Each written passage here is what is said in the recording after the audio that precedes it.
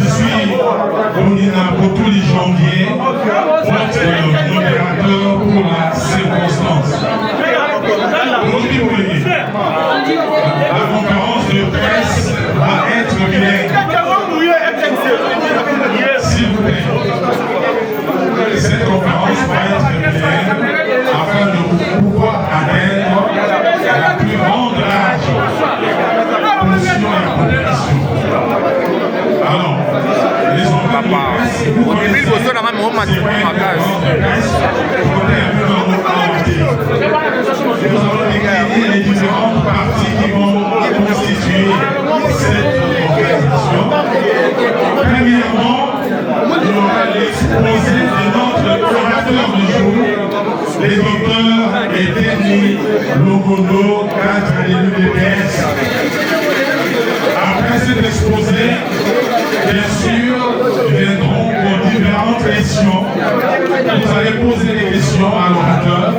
Il se fera le plaisir et l'honneur de pouvoir répondre à chacune de vos questions. Et après cet exercice, je crois que notre conférence de presse va bel et bien être clôturée afin que chacun puisse se vaquer à ses occupations. Et nous espérons vivement qu'en tant qu'organe de presse, vous saurez relayer cet événement qui est l'émanation des attentes de tout un peuple. Chacun de nous, il est déjà arrivé des problèmes malades au moins une fois dans sa vie. Alors, quand on tombe malade, soit on a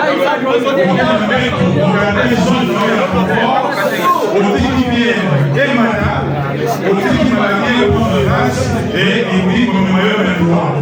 Ou alors, vous êtes quelqu'un qui réfléchit, sans doute que vous êtes malade, vous vous dites, je vais me faire diagnostiquer, je vais à l'hôpital, on regarde comment, on fait des examens, on identifie les maladies, on vous prescrit par pétition schéma thérapeutique. À la fin de cet acte courageux, vous êtes un homme rétabli, vous êtes un vous êtes dynamique. Et c'est le schéma qu'a choisi notre collaborateur d'aujourd'hui, comme par coïncidence, c'est un médecin, le docteur Edeni Logono, qui a constaté ces émanations de la volonté de tout un peuple, comme je venais de dire. Il y a beaucoup d'États, il y a beaucoup de dysfonctionnements dans le parti des presse, et il ne s'est pas dessus. Ensemble avec les autres, ils ont eu ce courage-là. Et moi, personnellement, je l'ai félicité de vouloir tenir aujourd'hui cette conférence de presse afin de préciser nos opinions sur la démarche que nous devons suivre pour sauver le parti. Sans plus tarder, je laisse la parole à l'orateur du jour, le docteur Etendi Longondo Kabila, sous l'applaudissement s'il vous plaît.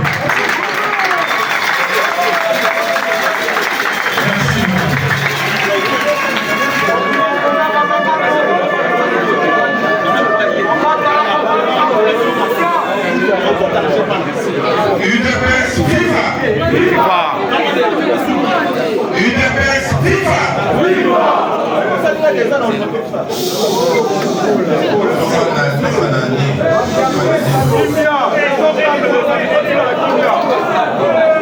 Chers amis de la presse, bonjour. De prime abord, je tiens à vous remercier d'avoir répondu de bonne grâce à mon invitation et d'accorder une attention particulière à notre parti UDPS. En effet, votre présence en ces lieux témoigne de l'importance que vous donnez à ce parti historique qui a combattu la dictature pendant plusieurs années. Je remercie également les fondateurs de ce parti, dont certains sont encore avec nous. Je remercie surtout Papa Etienne Tshisekedi, d'heureuse mémoire, qui nous a forgé et inculqué sa vision du peuple d'abord. Je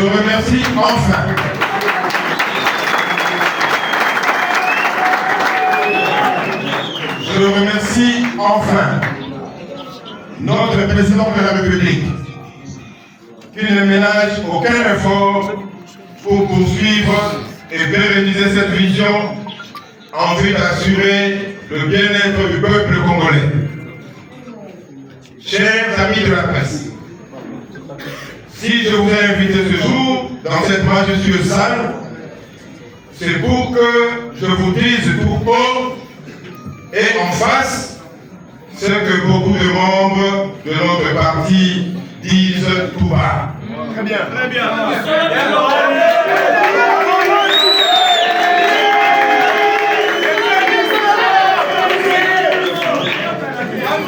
Mais auparavant, je voudrais apporter un éclaircissement par rapport à l'évolution de cette crise qui, à mon avis, aurait pu être résolue en interne. Mais malheureusement, et à mon grand étonnement, est devenu public suite à un manque de collaboration franche entre nous, membres de l'UDPS.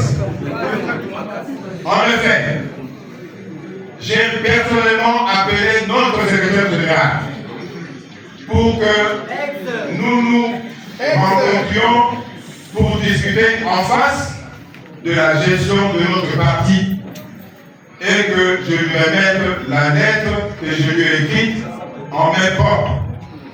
Hélas, il m'a fait marcher. Compétence. Un jour, il est viva. Un jour, il m'a donné rendez-vous à la permanence à 14h. Je suis arrivé à 14h, mais lui est arrivé à 17h.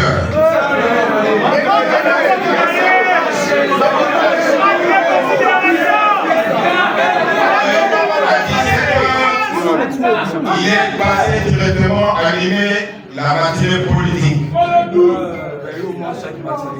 Je me suis dit, je l'attends après la matinée politique.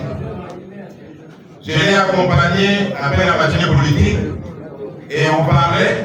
Je lui ai remis la lettre. Je lui ai dit voilà la lettre de mes observations par rapport à la gestion du parti et quelques recommandations que j'ai faites. Il a refusé carrément de prendre ma lettre. Il a dit qu'on se rencontre plutôt le lendemain dans son bureau privé. Et je suis arrivé au bureau privé à 15 heures, parce qu'il m'a dit de le voir à 15 heures au bureau privé. J'arrive là-bas, tout le bureau était fermé, il n'y avait personne. J'ai patienté pendant 15 minutes.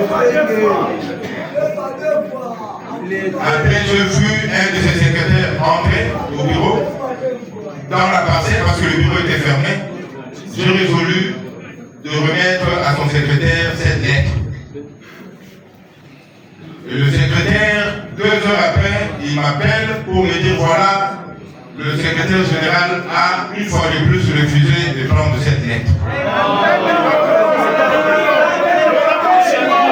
Moi, je pensais qu'il allait prendre la lettre, qu'il la lise et qu'il m'appelle pour qu'on puisse en discuter en face.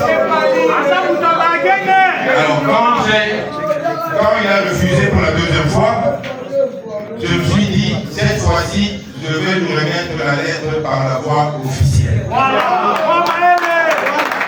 Je suis allé à la permanence, j'ai envoyé un de mes collaborateurs et il est allé déposer la lettre. Il a déposé la lettre et moi j'attendais qu'il m'appelle. Malheureusement, il a appelé d'autres personnes pour me contacter. Et moi je me suis dit, cette fois-là, je vais aller de l'avant.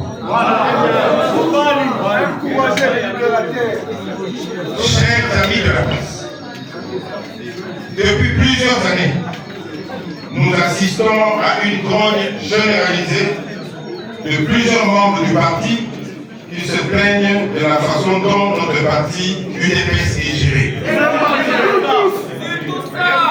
Aujourd'hui, nous nous levons avec 95% de combattants.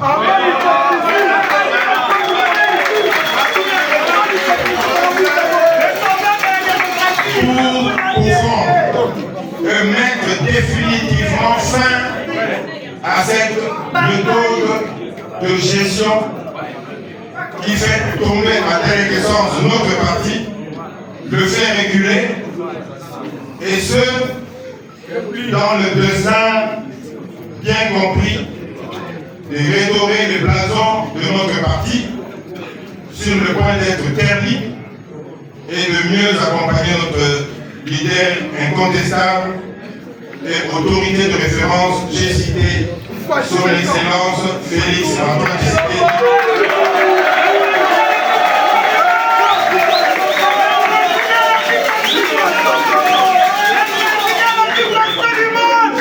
Son Excellence Félix Antoine Tshisekedi, président de la République, chef de l'État, et de mieux préparer les élections de 2028. Tout se prépare aujourd'hui. Je qualifie son Excellence Félix Antoine Tshisekedi Tshilombo de leader incontesté et incontestable pour répondre à nos frères qui se sont réunis il y a quelques semaines à l'université de Kinshasa et qui ont affirmé que depuis l'indépendance jusqu'à nos jours, notre pays souffre des manques de leadership. Je les invite à analyser scrupuleusement l'histoire de notre pays. Et ils remarqueront que toutes les fois que notre pays est dirigé par un véritable fils du pays, animé d'un esprit patriotique, les ennemis de notre pays interviennent toujours, soit pour l'éliminer physiquement, soit pour lui compliquer la tâche, en vue de continuer à faire poursuivre notre République démocratique du Congo dans le sous-développement et son peuple dans la misère. Je citerai par exemple le cas du Premier ministre Patrice Emery Lumumba et du président Mzee Laurent Désiré Kabila, qui étaient froidement assassinés par les ennemis du Congo à cause de leur dévouement à défendre la cause de notre pays.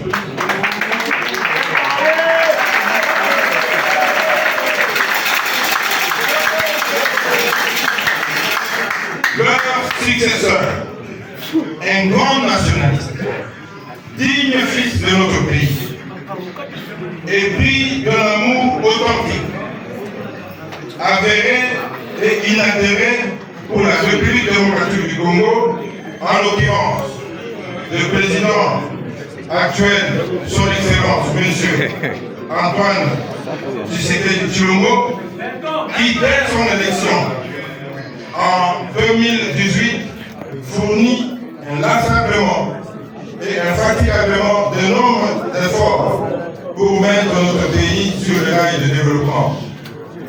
Mais les ennemis de notre pays lui mettent le bâton dans le roue en lui imposant une dette injuste à l'est de notre pays pour condamner notre pays au sous-développement. Nous profitons de cette occasion pour dire aux compatriotes de l'Est qu'ils ne sont pas seuls.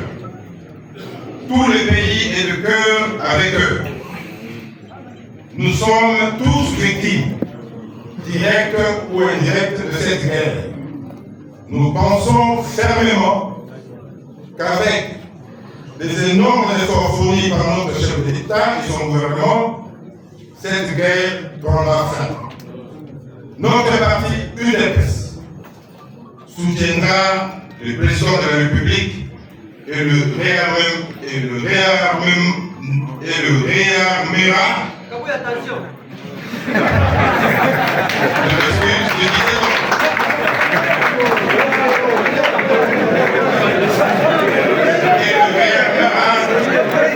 Moralement, pour qu'il ne se fatigue pas et qu'il continue à chercher des solutions idoines qui mettront fin à cette guerre.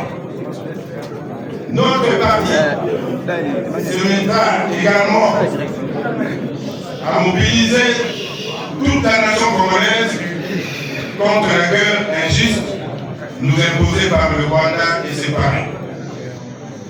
Ce soutien à l'effort de guerre constitue d'ailleurs une des raisons de notre combat pour la restructuration et la réorganisation de notre parti. Nous pensons que le président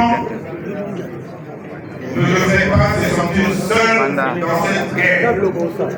Il devrait sentir qu'il y a des frères et sœurs de lutte, des frères et sœurs des sangs politiques qui sont à ses côtés pour l'accompagner. Nos frères et sœurs de l'Est devaient réaliser que le parti présidentiel UDPS mobilise la population pour qu'elle participe activement à l'effort de guerre.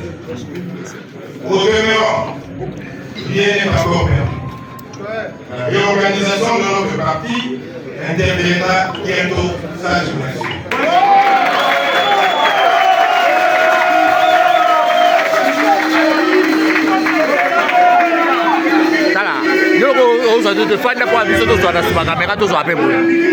Je disais ceci. La réorganisation de notre parti interviendra bientôt.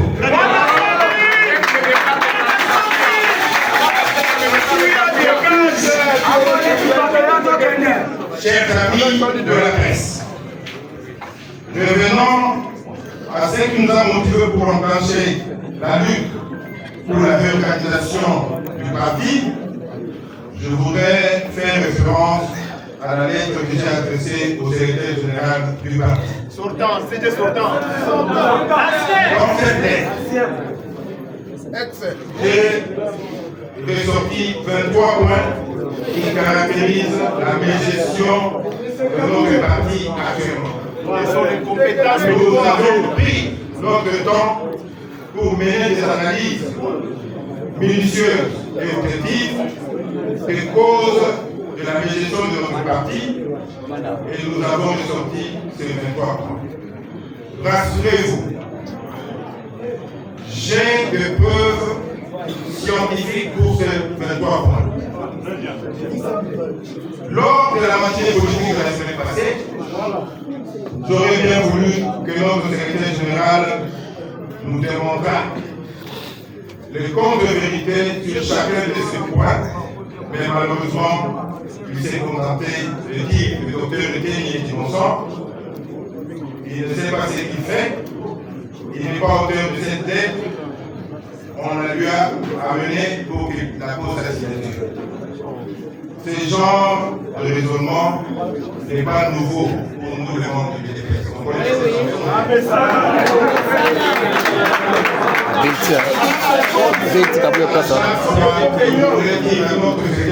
de vérité par rapport à la gestion des partis. Il dit voilà, les aléotés, les compétents.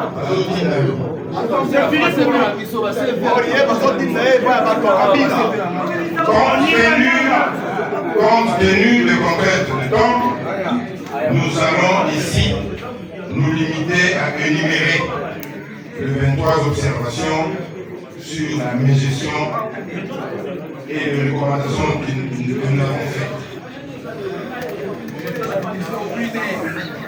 Vous trouvez le détail, on va vous distribuer cette lettre, c'est vrai. On va vous distribuer les copies.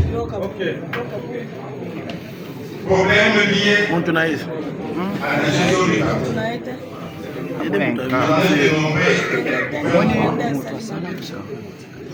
Le premier bout de problème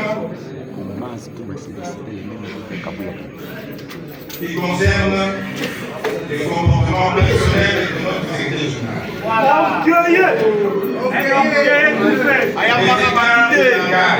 Pendant les politiques, sans ignorer qu'à un moment donné, pendant une matinée politique, je voulais poser des tours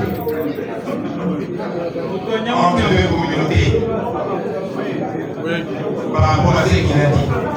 Je ne pouvais pas le répéter ici. De deux, le manque de considération à l'égard de ses collaborateurs. Notre secrétaire général peut vous demander devant tout le monde. Un nouveau riche. Peut vous humilier devant tout le monde. Et ça, ce n'est pas bon pour la position du parti. Dynamo. Le non-respect de temps. Pendant les réunions que eux-mêmes organisent. Il veut organiser une réunion à 14h, mais lui-même, il arrive à 18h. Le deuxième groupe, le problème de gestion sont liés à l'institutionnalisation d'un système de gestion personnalisé du parti. Donc il n'y a que lui au parti. Toutes les tâches sont concentrées sur sa seule personne. Secrétaire du parti, communicateur du parti, gestionnaire du parti.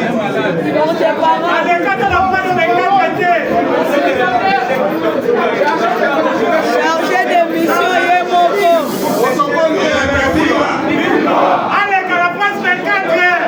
Le monde d'un système de gestion administrative institutionnalisé et professionnel du parti. C'est ce qui fait que le fonctionnement du parti est stabilisé. Troisième groupe. Le point de gestion, absence d'une cellule. Image à vos nationale. Moi, comme j'ai commencé d'abord par intégrer une cellule de réflexion qu'on appelait cérébro. Toutes ces cellules n'existent plus. Donc,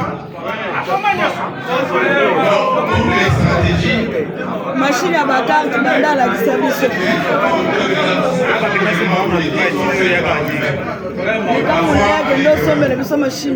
Beaucoup au niveau du parti d'une stratégie politique d'accompagnement et de soutien au chef de l'État. Nous n'avons pas cette stratégie. Vous savez, le chef de l'État est quand même connaître, comme je le dis, le moins difficile par rapport à la TRS. Il fallait que notre parti puisse l'accompagner.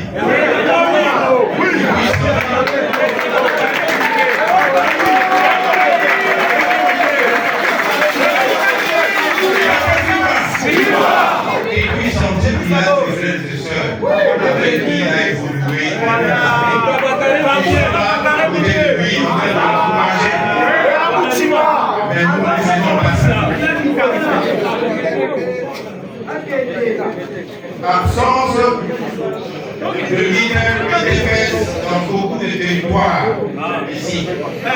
C'est ce qui a fait que nous avons connu un problème très grave et très difficile pendant les élections pour la sélection de nos candidats députés. On se le dit, nous avons répondu à d'autres personnes qui sont venues à l'UDPS le même jour.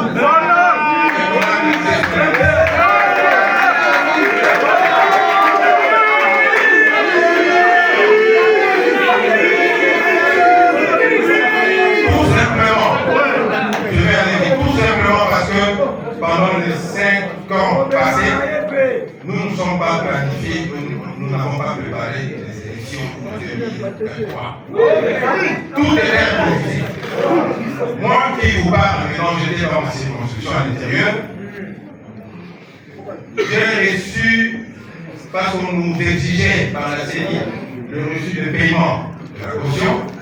Moi je l'ai reçu 2 heures avant la clôture. Et pourtant, la CENI avait donné une période de 3 semaines ou 1 mois. Et j'ai reçu cette facture de reçu à 2 heures avant la séance. L'UDPS et ce parti mosaïque n'ont pas pu avoir la majorité absolue au Parlement. Si on avait atteint la majorité, on allait avoir la présidence de l'Assemblée nationale. On allait également avoir la présidence du Sénat. D'autres partis l'ont fait. Pourquoi pas nous? Kabou est vendeur de posters. C'est tout simplement parce que j'ai appris qu'on chante 150 députés.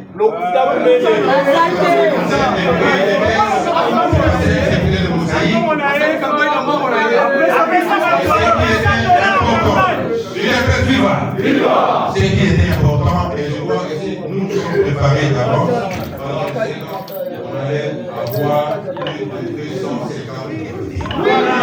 Et je vous rassure, avec cette réforme que nous allons commencer, nous aurons plus de 300 députés.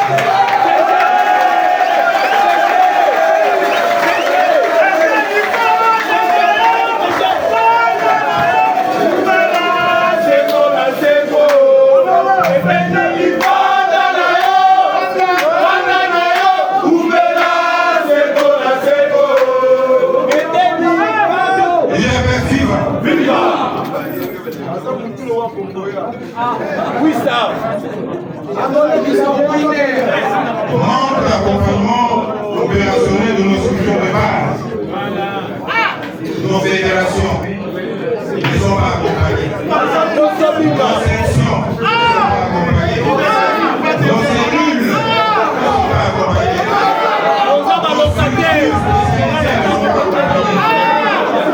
Les fédérations sont abandonnées à l'actrice de sort.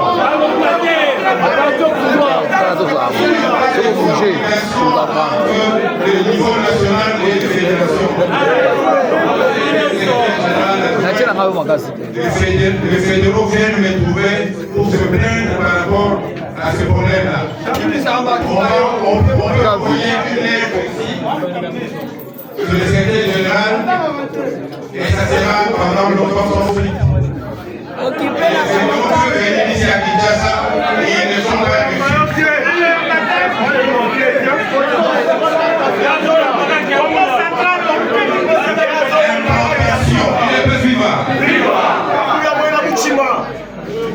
L'implantation de notre parti dans les recoins de notre pays laisse à désirer.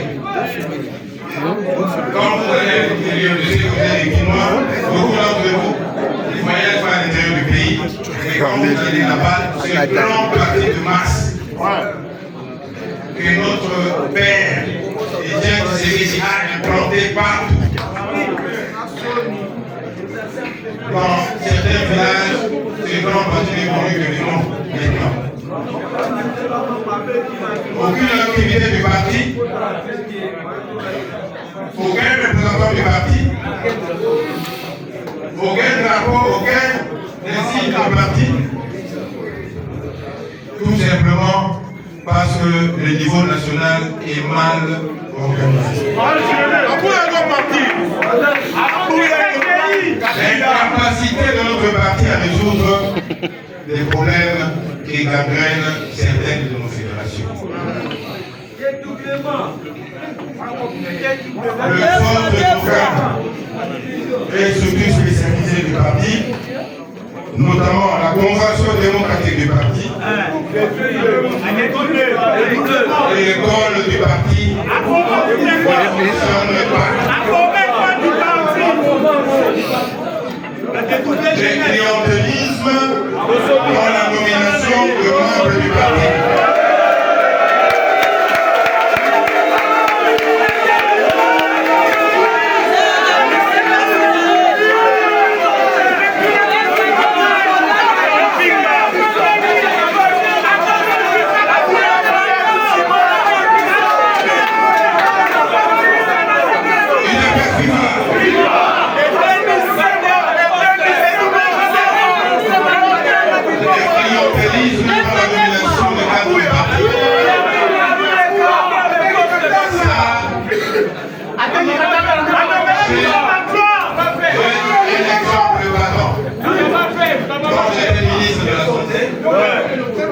Il y a une dame qui est venue me voir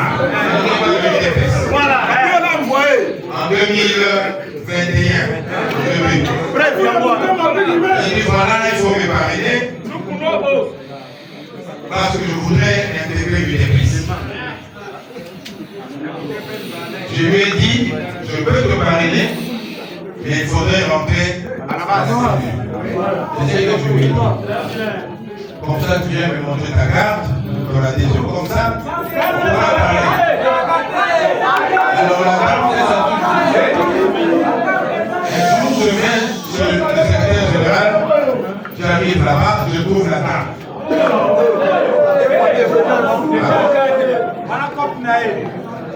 Quelques mois après, la dame était nommée administratrice.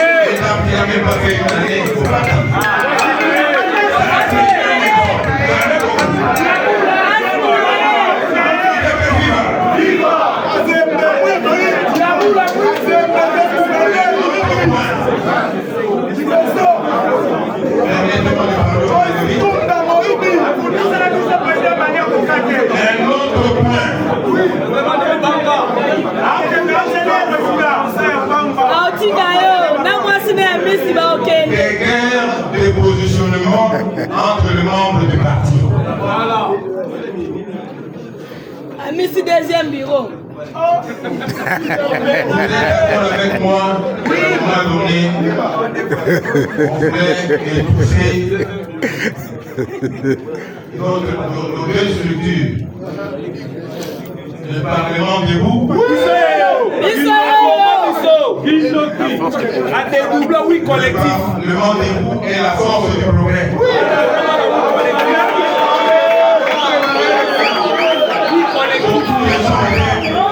Beaucoup de membres de cette structure étaient poursuivis. Je suis là.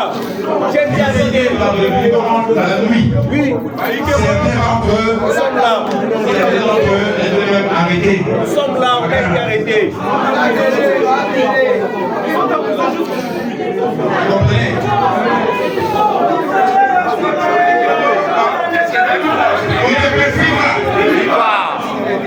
Certains cadres du parti utilisent abusivement leur position et leurs relations personnelles avec la police ou avec la justice pour régler des comptes à d'autres membres.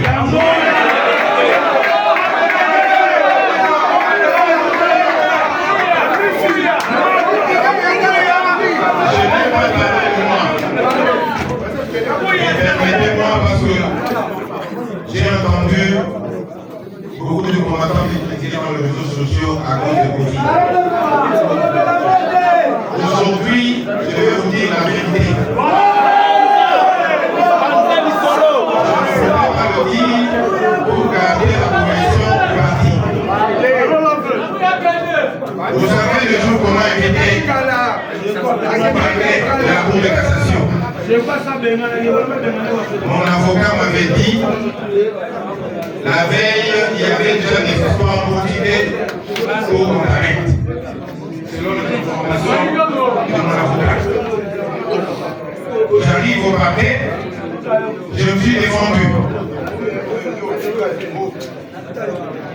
Et il était question, parce que je ne savais pas pourquoi on m'a convoqué au parquet, il était question que je rentre à la maison pour prendre mes éléments de défense. C'est comme ça qu'on s'est entendu avec le magistrat. Et le magistrat sort, il fait un coup de fil, après il rentre pour me dire voilà, vous êtes sous ma. Donc vous allez directement en prison en attendant le jugement. J'arrive à la prison. J'arrive à la prison. Le juge me suit à la prison. Et pendant le jugement, ils ont demandé au magistrat qui était là, pourquoi vous avez arrêté le docteur Eteli. Le magistrat dit voilà, on l'a arrêté. On n'a pas encore de preuves, parce que le juge voulait avoir des preuves. Pourquoi on l'a arrêté? On n'a pas encore de preuves, mais nous voulons le garder en prison. Le juge ont dit, vous ne pouvez pas vous amuser avec quelqu'un comme ça. Allez, Eteli, plante tes bagages, tu rentres à la maison. Et c'est comme ça que je suis sorti. Et pendant que j'étais en prison, il y avait un maître, celui de droit de l'homme, maître Kabia, qui connaissait bien mon dossier et qui m'a défendu. Et quand je suis sorti de la prison, je viens parler avec lui pour lui montrer des preuves. Il m'a dit voilà, je ne peux plus te défendre parce que j'ai reçu des coups de fil qui venaient de certains conseillers de la présidence.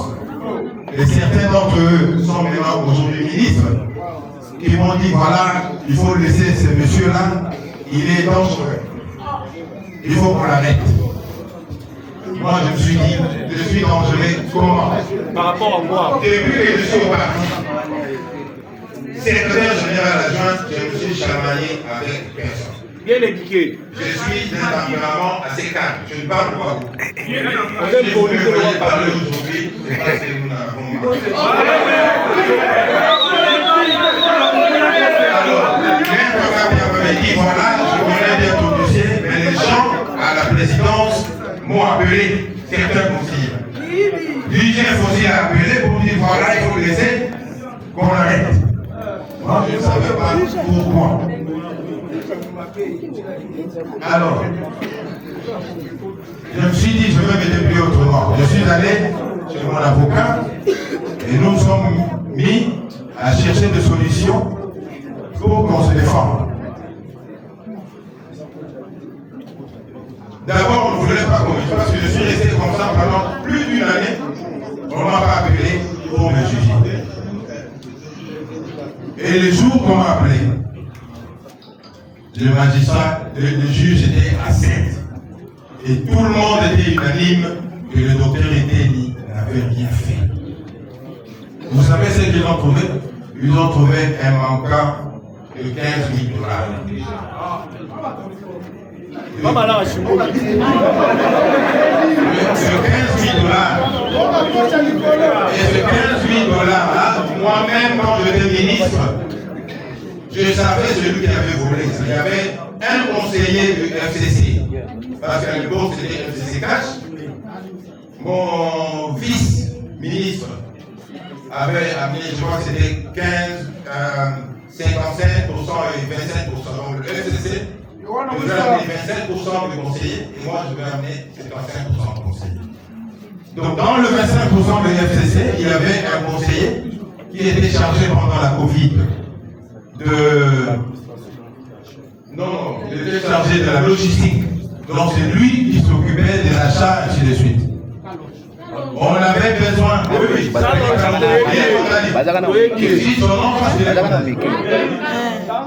Alors, il va à la FIMA. Comment est-ce qu'on appelle la FIMA? C'est FAO. Il s'attend avec les gens là-bas pour gonfler la facture. Donc c'était une facture normalement de 114 000 $ pour 3 ambulances. Puis il a gonflé à 130 pour récupérer le 15 000 $. Alors, il vient avec la facture. Pendant la Covid, les banques ne fonctionnaient pas parce qu'on avait réduit les activités de service minimum et les banques ne fonctionnaient pas. On lui avait mis l'argent pour aller acheter le 3 ambulances. Il est arrivé, il a donné 115 000 $ et il est resté avec le 15 000 $. Et après, quand j'étais ministre, j'ai appris ça. Certains de mes conseillers m'ont informé de ces vols. Moi, je l'ai dénoncé à la justice et on l'avait arrêté. Vous connaissez notre justice qui est souvent critiquée par le chef de l'État. Et quelques temps après, je ne sais pas ce qu'il a fait, parce qu'il y avait des preuves. Quelqu'un qui vous amène une facture pro forma, et vous avez fait des recherches, vous avez trouvé, la CFA vous a envoyé la vraie facture. Vous avez deux preuves là, et malheureusement, vous l'avez fait partir. Pourquoi? Parce qu'on voulait avoir la tête du ministre et 15 000 $. Alors, il est sorti. Moi, on m'a appelé par le juge. Tous les 7 juges étaient unanimes que Etienne n'avait rien fait. Le seul grief qu'ils ont trouvé dans ce dossier-là, c'était le 15 000 $. Et parfois, je vous dis, il ne faut pas suivre les bruits qui se passent dans les réseaux sociaux. L'IGF, il est très fort dans les réseaux sociaux. S'il accuse quelqu'un, attendez que les juges l'appellent. Parce que moi, je suis ce qui se passe régulièrement ici. Donc, il faut être très prudent. Moi, j'ai travaillé dans d'autres pays avec des services IGF là-bas. Je n'ai jamais vu un service comme ça, qui est toujours dans le réseau, qui accuse tout le gouvernement de détourneurs, qui accuse tout le monde de détourneurs. Moi, je n'ai jamais vu un ça. Il peut travailler, et moi, à mon avis, il peut travailler et après remettre les conclusions au travail à la justice. Je sais que la loi le permet de publier son rapport. Malheureusement, la population, notre population prend ce rapport comme une vérité. C'est ça le problème. Et si maintenant, notre gouvernement, notre pouvoir est qualifié de détourneur, c'est à cause normalement de ça. À cause de ça. Tout ce que vous attendez là ne sont pas des détourneurs. Il y a des fils et filles de ce pays qui travaillent avec amour de leur pays. Et malheureusement, quand on parle de l'IGF, et c'est tout le monde qui en parle, et voilà, des détourneurs, et ça, c'est une contre-propagande contre notre pouvoir. Et moi, je crois que les choses vont changer. Et ils doivent changer. Je travaille dans d'autres pays, au Congo-Brazzaville, Niger, Côte d'Ivoire, Nigeria, il y a aussi des IGF, mais qui ne sont pas dans les réseaux sociaux comme on le voit. C'est sensationnel. Donc, quand j'étais acquitté, parce que il y a même un qui a parlé à mon avocat pour lui demander est-ce que il y a des problèmes politiques avec aux gens là-bas. À l'époque, je n'avais pas compris. À l'époque, je n'avais pas compris. Mais quand j'étais acquitté,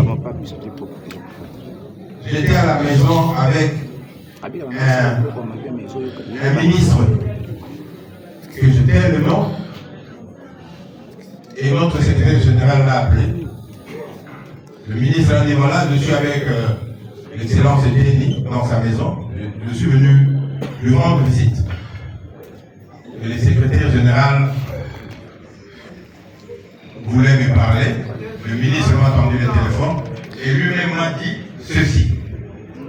Que voilà, docteur Déni, il y a des gens qui coûte que coûte ne voulaient pas que tu sortes de la prison, qui voulaient que tu sois condamné. Il m'a dit ça. Jusqu'à aujourd'hui, je ne connais pas ces gens-là. Lui-même.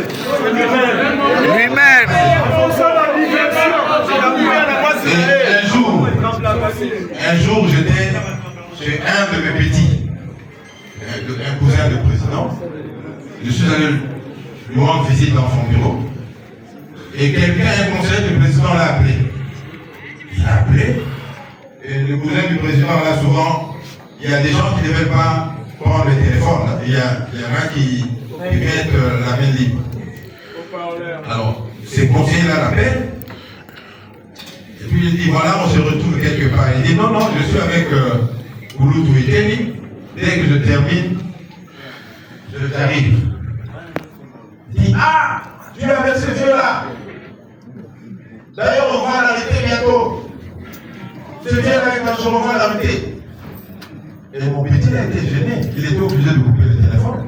Il m'a demandé, qu'est-ce que tu as fait à ce conseiller-là? Moi, je dis, je ne connais pas ce conseiller, je ne l'ai jamais vu.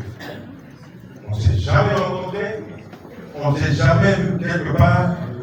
Je ne connais pas ces noms-là. C'est la première fois d'ailleurs que j'appelle qu'il y a un conseiller comme ça. Et le petit a dit, et voilà donc le complot dans lequel j'étais. Et heureusement, Dieu est vivant. Dieu est vivant. S'ils pensaient que je suis dangereux, si ces gens-là pensaient que je suis dangereux, parce qu'un jour, je vais me battre pour la réorganisation du parti, ce jour est arrivé.